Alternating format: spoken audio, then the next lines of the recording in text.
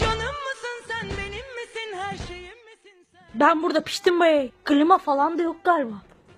Ana sabahtan beri meyve yasın. Azıcık sucuk mucuk gönder. Tekirdağ küte de olur. Kebap olur. Yetti artık ama. Aa geliyor galiba yemeğe bir şey. Aa ayağıma düştü. Ana bunu bütün nasıl yuttun sorabilir miyim? Şafak 98.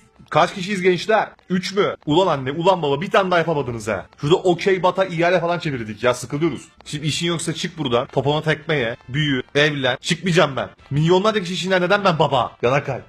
Dur iki tekmeliyim de sevinsin garibanlar. Anne! Yarıça kimsiz ortamda muz iste, çilek tadı gelsin. Hindistan ceviziyle ananası birleştirip getirsin. Lekeli mi doğayım? Başta olmasam mı ya? Bu gayet iyi ya. Abi su.